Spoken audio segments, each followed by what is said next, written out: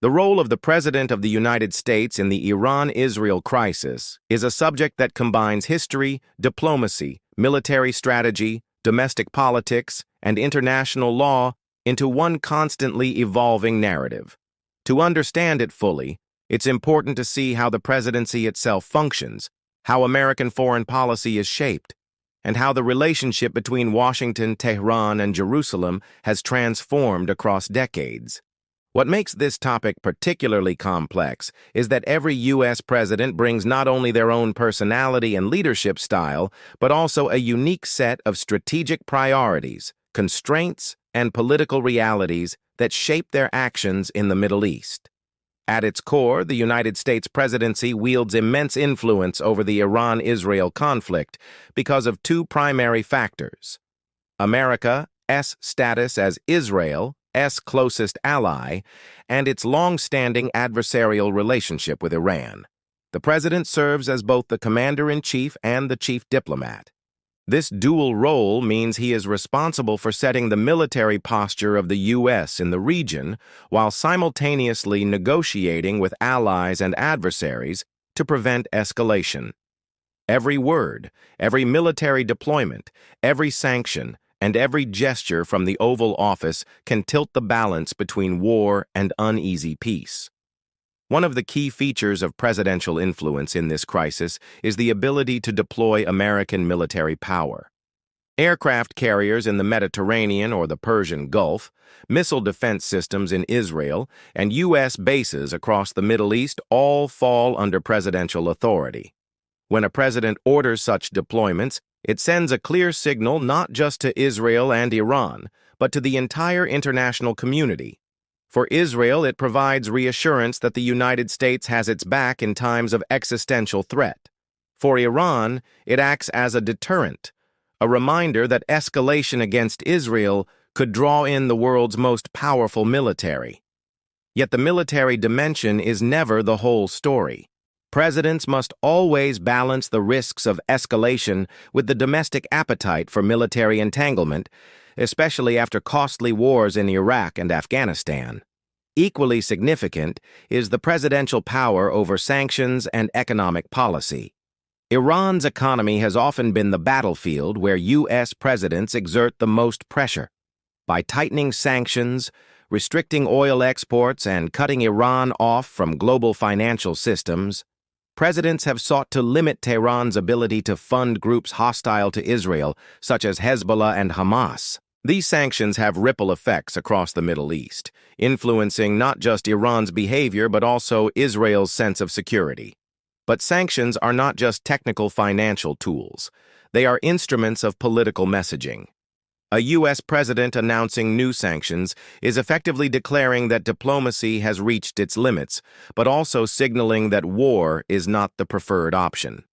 Another crucial performance aspect is diplomacy itself.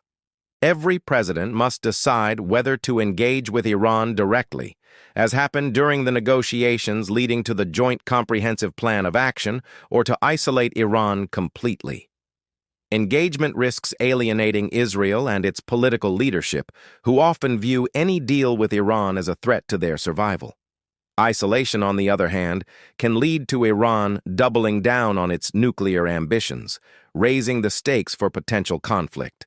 This diplomatic tightrope walk is one of the defining challenges of the presidency in the Middle East. It requires not just technical skill in negotiation, but also the ability to manage relationships with allies in Europe, the Gulf, and Asia, who are all affected by the outcome.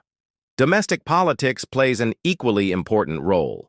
Presidents do not operate in a vacuum. They face pressure from Congress, lobby groups, and the American public. Israel enjoys strong bipartisan support in Washington, and this shapes how far a president can go in mediating between Israeli security concerns and the need to prevent war with Iran. Decisions on weapons transfers, military aid packages, and public statements about Israel's right to defend itself are often filtered through this domestic lens. Similarly, any attempt to negotiate with Iran risks being portrayed by political opponents as weakness, appeasement, or even betrayal of an ally. The president must navigate these currents carefully, knowing that foreign policy decisions in the Middle East often reverberate directly into American electoral politics. One of the most unique selling points of the presidency in this crisis is its role as a symbolic office. Unlike other state institutions, the U.S. president embodies the entire nation in the eyes of the world. When an American president speaks about the Iran-Israel conflict, it carries far more weight than statements from the State Department or the Pentagon. A presidential visit to Israel, a speech at the United Nations, or a high-profile press conference can instantly change perceptions and reset the political conversation. This symbolic power is amplified by global media coverage, making the president not just a decision-maker, but also the central narrator of America's position in the conflict. Presidential style also matters. Some leaders have favored a confrontational approach, using aggressive rhetoric to project strength and deter Iran. Others have leaned toward quiet diplomacy, believing that backchannel communication can reduce tensions more effectively than public threats. The choice between these styles often reflects the president's worldview, but it also shapes the atmosphere in the Middle East.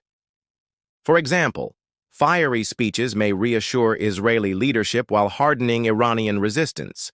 Conversely, cautious dialogue may unsettle Israeli policymakers while opening limited opportunities for de-escalation with Iran.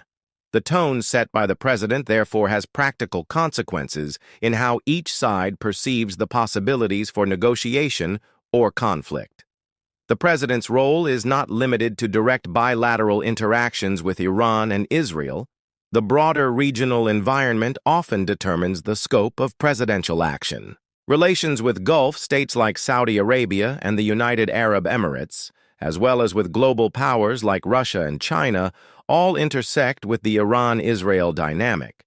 A U.S. president must consider how supporting Israel against Iran might strain ties with Arab partners, or how imposing sanctions on Iran could push Tehran closer to Moscow and Beijing.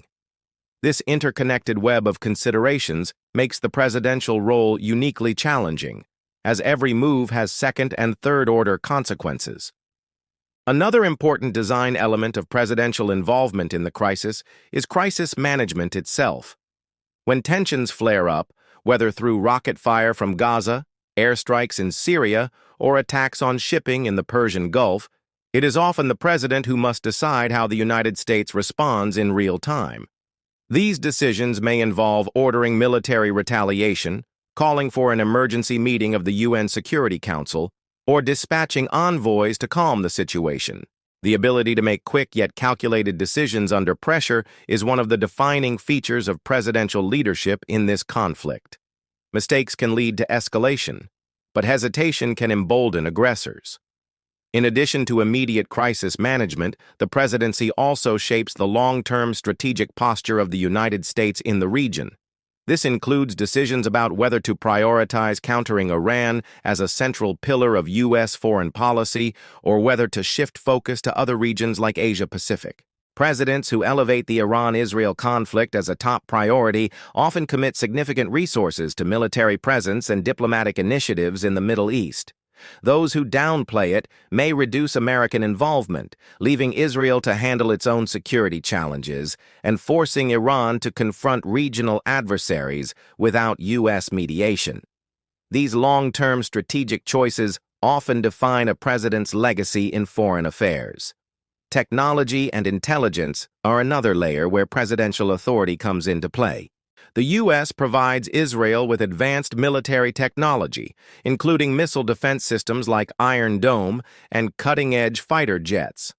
These transfers are not just military decisions.